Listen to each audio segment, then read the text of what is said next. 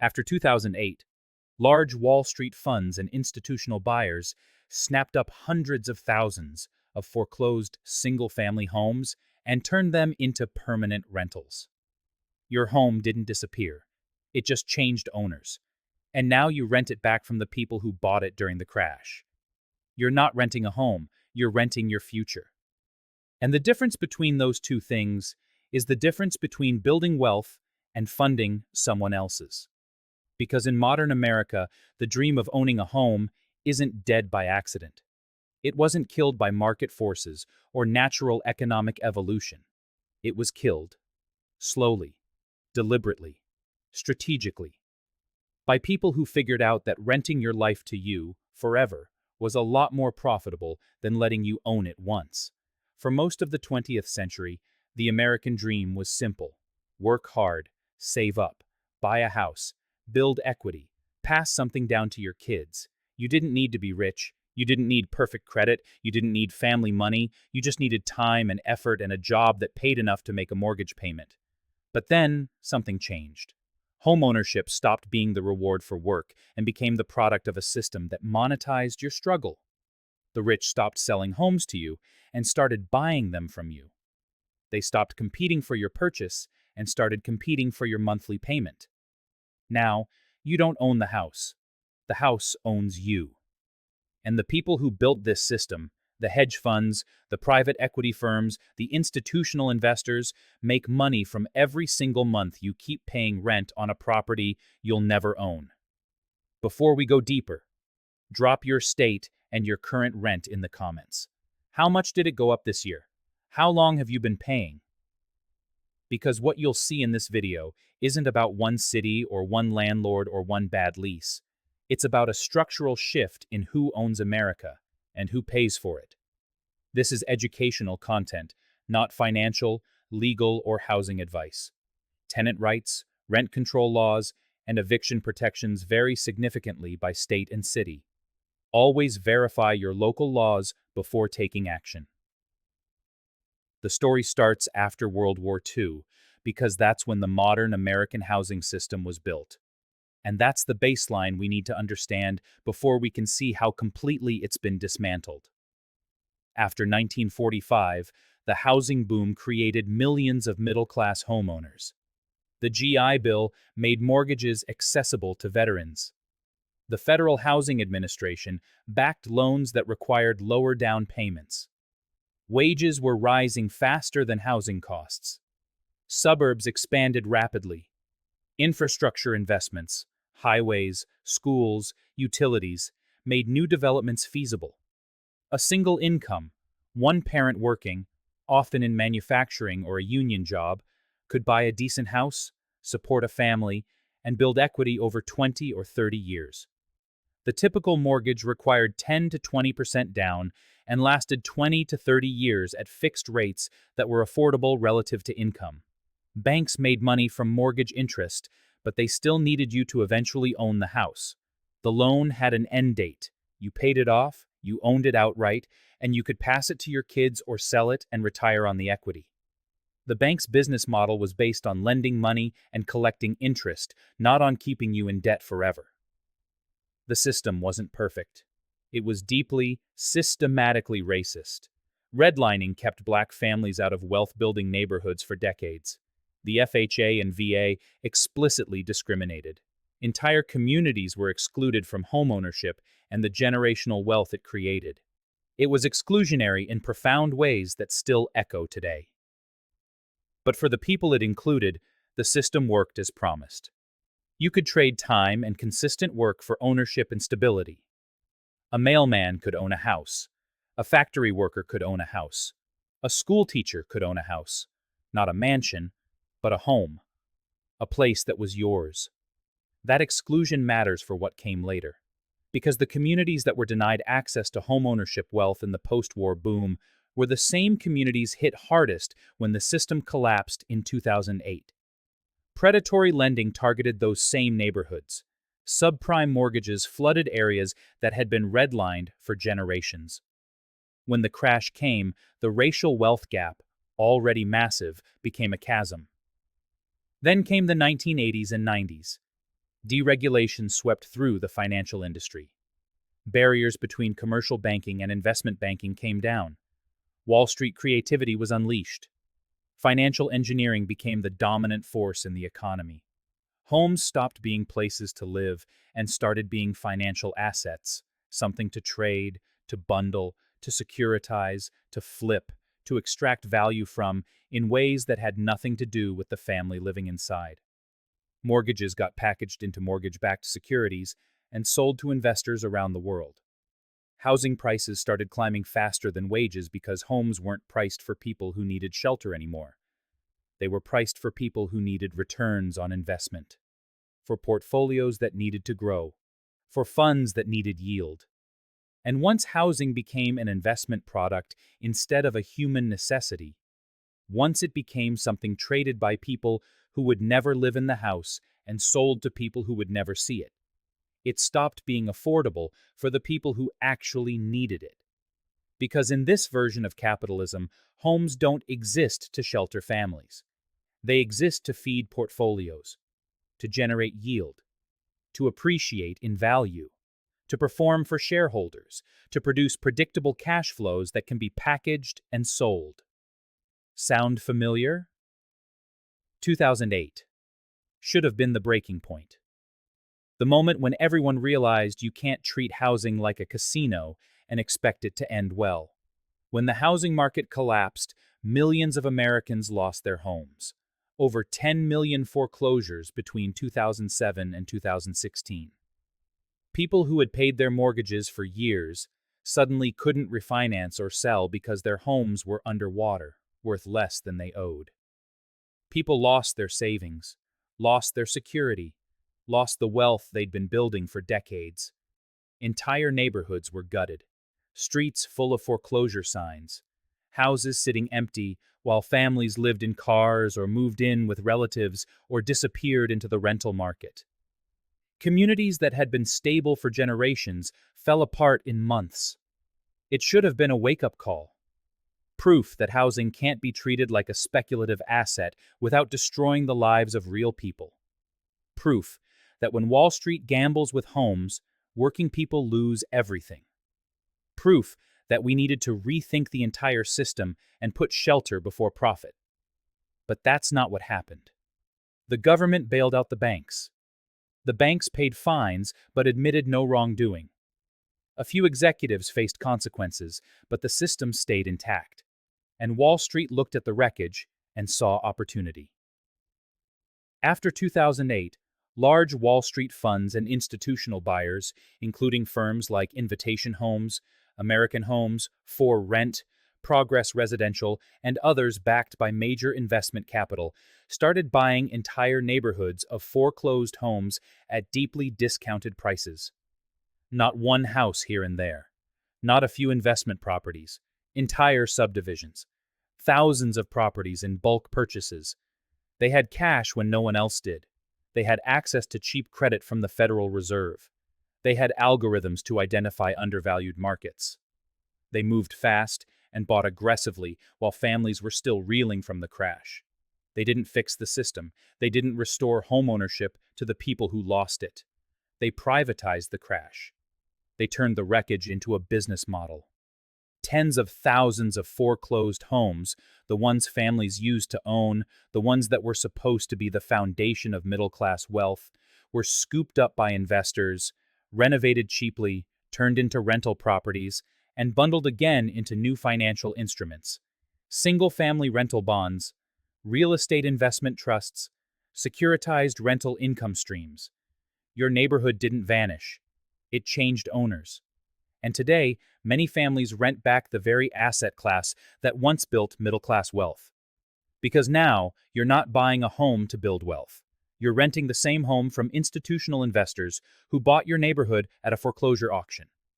You're paying monthly rent to a fund headquartered in another state that you'll never meet.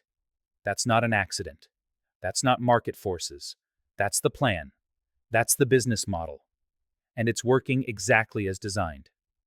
If you've ever felt like rent just keeps going up no matter what, no matter how stable your income is, no matter how good a tenant you are, no matter how long you've been there, no matter what's happening in the broader economy, It's not your imagination. Corporate landlords target annual rent increases, not necessarily because their costs went up by the same percentage, but because their data shows the market will bear it. They use sophisticated models to calculate optimal pricing, the point where they maximize revenue, even accounting for some tenants leaving. They use software, actual algorithms, revenue optimization tools designed by data scientists specifically to calculate exactly how much they can extract before vacancy rates become problematic. Major property operators increasingly use revenue optimization software to set prices. Tools like RealPage have been accused in multiple lawsuits and probed by regulators for enabling coordinated rent increases via shared data. Landlords dispute the claims and litigation is ongoing, but the result for tenants often looks the same. Synchronized rent hikes across entire markets that feel impossible to escape. You're not negotiating with a landlord anymore. You're not dealing with a person who might have sympathy or flexibility or a relationship with you as a tenant. You're negotiating with software built to maximize revenue extraction. Software that treats you as a data point. Software that's optimized through machine learning to find pricing equilibrium. And that software doesn't care if you skip meals to make rent. It doesn't care if you're a perfect tenant who's never been late. It doesn't care if you've lived there for 5 years and built a life in that neighborhood. It doesn't care if your kids go to school down the street. The model optimizes for revenue, not relationships. In some models, an owner may accept short-term vacancies to reset a higher price floor if the long-term revenue math pencils out. An empty unit at a high price can sometimes be more valuable to the portfolio than a filled unit at a lower price, because filling it at the lower price sets a precedent that's harder to undo. Stick around. In 60 seconds, I'll show you exactly how much these fee structures are costing you beyond rent, and why every single one is deliberate. Ever wonder why rent never seems to go down even when the economy crashes? Because the algorithm doesn't optimize for occupancy, it optimizes for revenue. And when every major landlord in a market uses similar optimization tools fed by similar data, the prices move in similar directions at similar times. The numbers tell the story more clearly than anything else. In 1970, the median home in America cost about 3 times the median annual household income. If you made $10,000 a year, a decent house cost around $30,000. That's steep, but achievable with time and discipline and a steady job. You could reasonably expect to save for a down payment and afford the mortgage payments without destroying your budget. By 2024, the median home costs closer to 8 times the median income nationally. In major metros, New York, San Francisco, Los Angeles, Seattle, Boston, Austin, Denver, Portland, San Diego, Miami, it's 10, 12, 15 times or more. If you make $60,000 a year, homes in your area cost $600,000 or $800,000 or more. Even with a dual income, even with perfect credit, the numbers don't work for millions of people. That's not inflation. That's not normal market dynamics. That's not supply and demand in any traditional sense. That's design. That's policy. That's the result of decades of decisions that favored investors over residents, landlords over tenants, portfolios over people. Here's a rule that explains why this matters. The rule of 30-40. When rent exceeds 30% of your take-home pay, or 40% of gross income, saving for a down payment becomes statistically improbable without either a sharp income increase or relocating to a cheaper market. You're not failing to save. The math makes saving nearly impossible. Wages didn't keep up. For the bottom 50% of earners, real wages have been essentially flat for 40 years. Productivity went up. Output per worker went up. Corporate profits went up. But worker pay stayed the same. But credit did keep up. Credit expanded massively.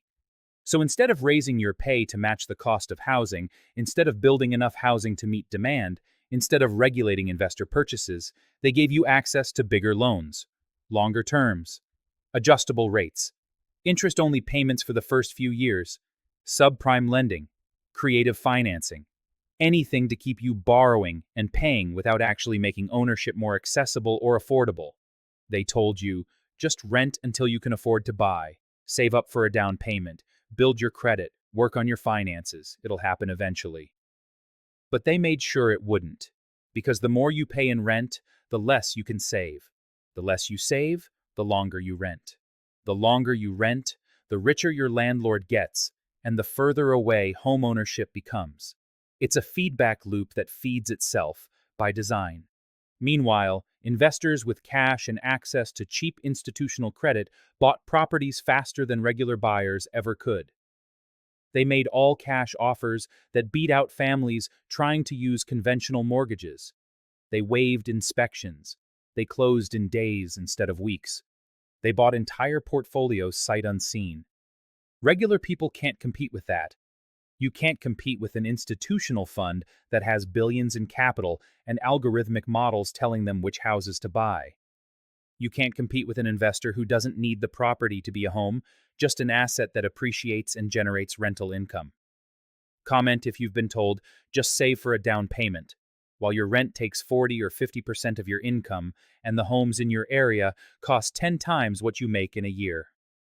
Here's the cruel symmetry, the generational divide that's tearing the social contract apart. Your parents built equity, you build rent history. They made mortgage payments that ended after 15, 20, 30 years. Payments that, yes, were a struggle sometimes, but payments that had a finish line, a final payment, a moment when the house was theirs, free and clear, and they could live in it without that monthly cost for the rest of their lives. You make rent payments that never end. Ever. There's no finish line, no final payment, no moment when you own it and stop paying. You pay until you move, then you pay somewhere else. Then you pay somewhere else. For your entire life, you pay. The only thing that changes is the amount and the address. They paid to own something, an asset they could borrow against in an emergency, sell when they needed to move or downsize, pass down to their kids, live in rent-free after retirement. Their housing payment built equity that became wealth that changed their lives and their children's lives. You pay to keep nothing. Every dollar you send to your landlord is gone forever. It's not equity. It's not investment. It's not building anything for you. It's pure expense that builds wealth for someone else. For an investor, you'll never meet who owns your building along with hundreds of others. And every payment you make, every lease you renew, every rent increase you accept because you don't have another option, or the energy to move or the upfront cash for deposits and fees, is proof that the system is working exactly as intended. You're not failing. You're not irresponsible. You're not bad at money. You're not making poor decisions. You're performing exactly as the system needs you to. You're generating reliable, predictable cash flow for investors who will never set foot in your building, never see your neighborhood, never know your name. Your rent payment is their dividend. Your struggle is their quarterly earnings report. Your trapped feeling, the sense that you can't get ahead no matter what you do, is their business model functioning perfectly. But it's not just the rent itself, it's the fees. The endless, compounding, nickel and dime fees that turn housing into a subscription service you can never cancel. Application fees, $50, $75, $100 per adult applicant just for the privilege of being considered. Even if you don't get the apartment, even if they reject you after running your credit, they keep the money. Apply to 5 places looking for housing? That's $500 gone before you've even signed a lease. Move-in fees that are separate from your deposit and non-refundable. Security deposits that can be 2 or 3 months' rent up front. $3,000, $4,000, $5,000 just to move in. And good luck getting that deposit back when you move out. There's always something they claim you damaged. Some cleaning fee, some excuse to keep part or all of it. Pet deposits, $300, $500 per pet. Pet rent, $25, $50, $75 per month per animal just for having a pet. That's $600 to $900 a year just for your dog or cat to exist in a place you're already paying $1,800 a month to live in. Amenity fees for a gym you don't use, a pool that's closed half the year, a community room you've never entered. Parking fees for a spot that used to be included in rent. Now it's $100 to $200 extra per month.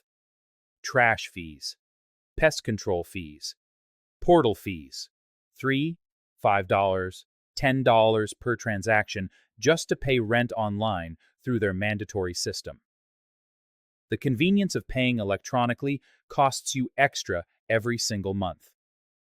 Late fees that trigger at 12:01 a.m. on the day after rent is due.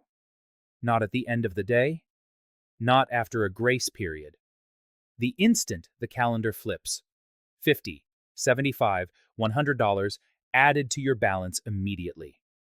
Fees for breaking a lease early, even when you have no choice because of a job loss, a family emergency, a health crisis. Fees that are often equal to multiple months of rent, $3,000, $5,000, to get out of a situation that's become untenable. Here's a quick exercise. List every fee you pay beyond base rent.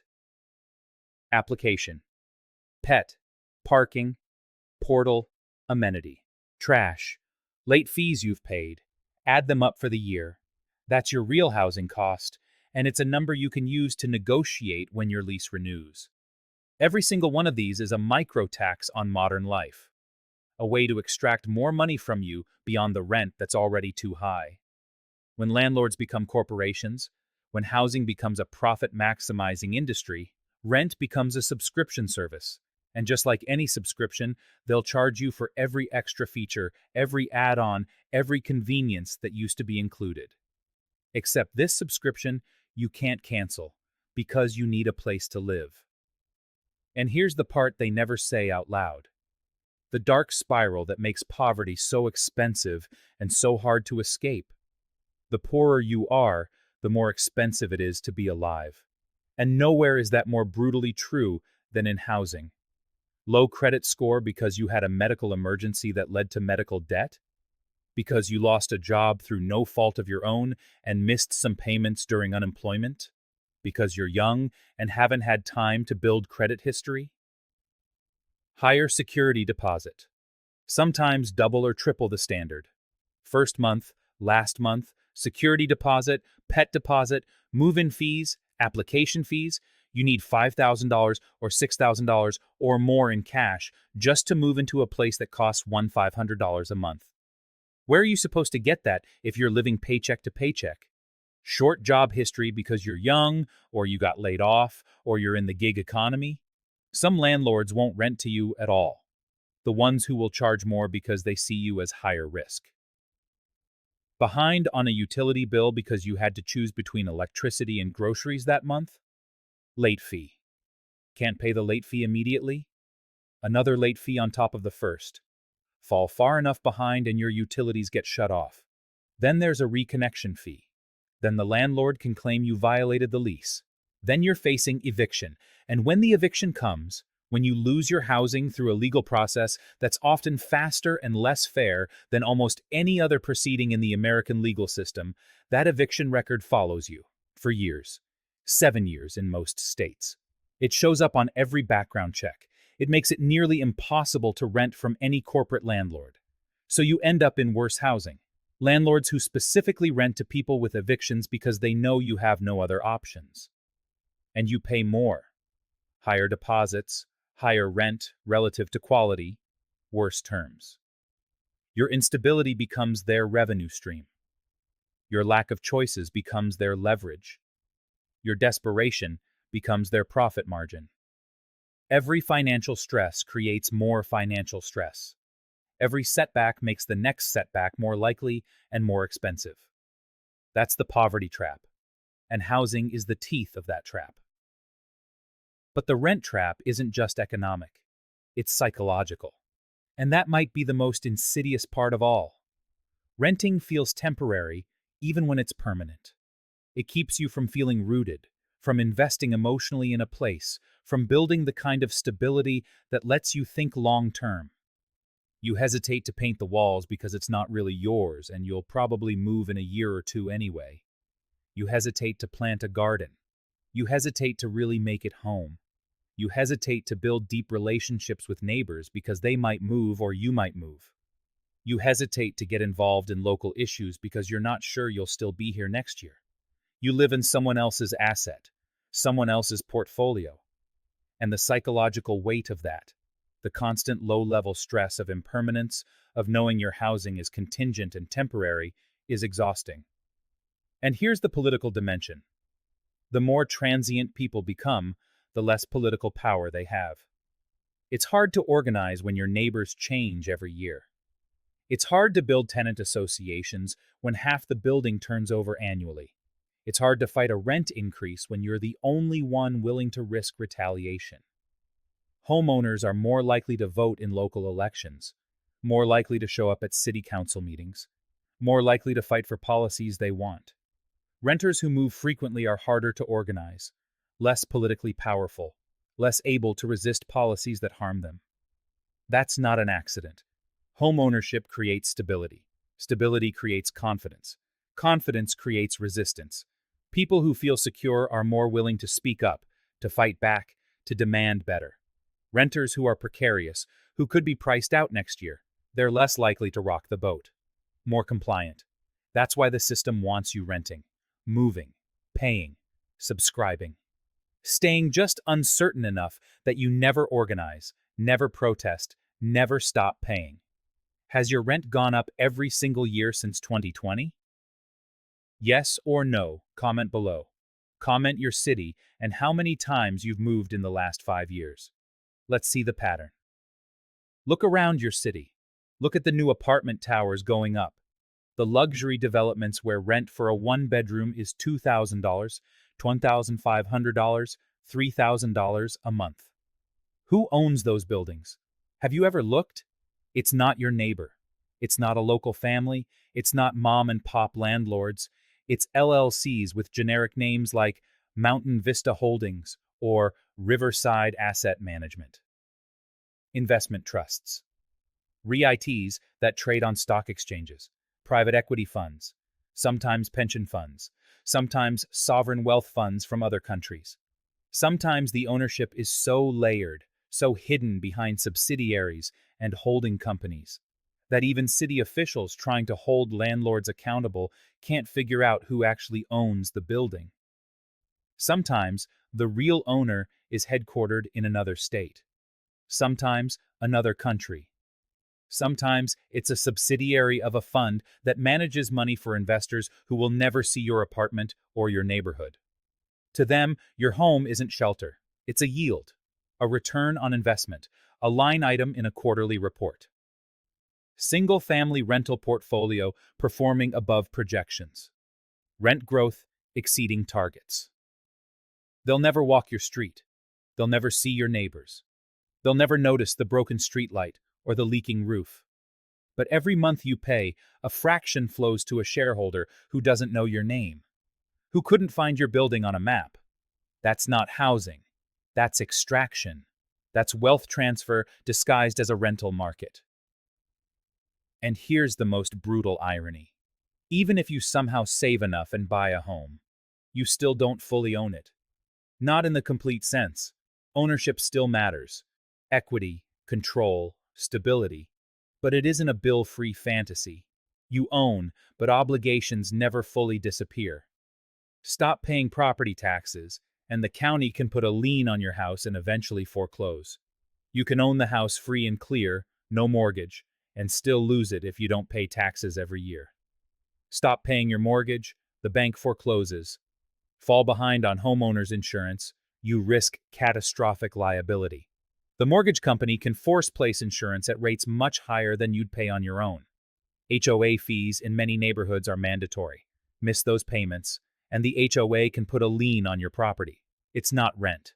But for most owners, the payment treadmill never fully stops. You're always paying someone. The question is just who and how much, and under what terms. Ownership still matters. You build equity, you have control, you have security and stability. But the romantic idea of complete ownership, land you control without obligation to anyone, that's largely a myth in a modern economy. You're always paying. The question is whether those payments build equity for you or revenue for someone else. But don't mistake any of this for hopelessness.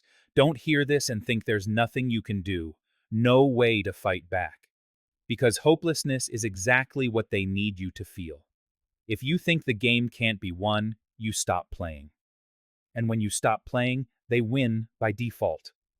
The system runs on your belief that you're powerless, that nothing can change, that this is just how it is. But you still have power. Information is power. Organization is power. Awareness is power. When renters know their rights, when they document illegal rent hikes, when they know what their lease actually says, when they refuse to be intimidated, the profit margins shrink. When tenants organize building-wide or neighborhood-wide, when they collectively push back on rent increases or demand repairs, they have leverage. One tenant has almost no power. 100 tenants together have real power. When cities pass rent control that actually limits increases, when they pass just cause eviction protections, when they pass corporate ownership disclosure laws, when they pass tenant right to purchase laws, the system faces real constraints. When people understand that market rate is code for maximum extraction calculated by algorithms, the illusion breaks. Because this isn't just about housing, it's about control. Control of your time, control of your choices, control of your ability to resist. If they can keep you renting, they can keep you working. If they can keep you paying half your income to a distant landlord, they can keep you too financially stressed to take risks, too scared to quit a bad job, too trapped to move or start a business or go back to school. If they can keep you exhausted, working to make rent, stressing about rent, trapped by rent, they can keep you obedient, too tired to organize, too worn down to demand more. The rent trap is maybe the most elegant form of economic control ever invented, because it doesn't look like control. It doesn't look like a trap. It looks like normal life, like everyone's reality, like how things just are. And that's what makes it so effective. You're being controlled by necessity, by the simple fact that you need a place to live. The control is invisible. The trap is normalized. And that's exactly why it works. So drop your state and your rent in the comments. How much are you paying? How much did it go up this year? How long have you been renting? How many apartments have you lived in? How many times have you moved?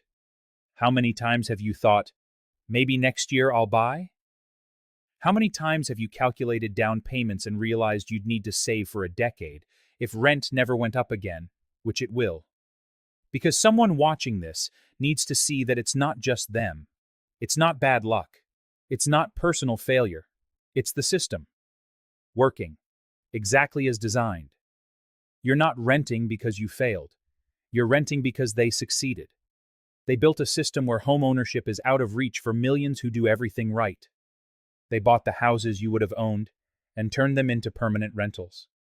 They bought your neighborhood and made you pay rent on what used to be the path to middle-class wealth. And until you see that clearly, until you understand that your rent isn't just a personal cost, it's a structural transfer of wealth, the trap keeps working. But now you do. Now you see it. Here's what you can actually do. 5 concrete steps. Not advice, just information about how the system works. 1. Find out who actually owns your building. Go to your county assessor's website. Search your address. Look up the LLC. Follow the chain. Pull back the layers. Make the ownership visible. 2. Document everything. Rent increases. Maintenance requests that get ignored. Fees that weren't in your lease. Dates. Photos. Emails. If something feels wrong, you need evidence. 3. Know your local tenant laws. Every state is different. Some cities have rent control, just cause eviction protections, mandatory notice periods. Search tenant rights plus your city. Legal aid organizations often have free guides. 4. When your lease renews, ask questions. Is this increase algorithm-driven? Will you waive portal fees if I set up ACH? Can we negotiate based on my payment history? You probably won't get everything, but asking changes the dynamic.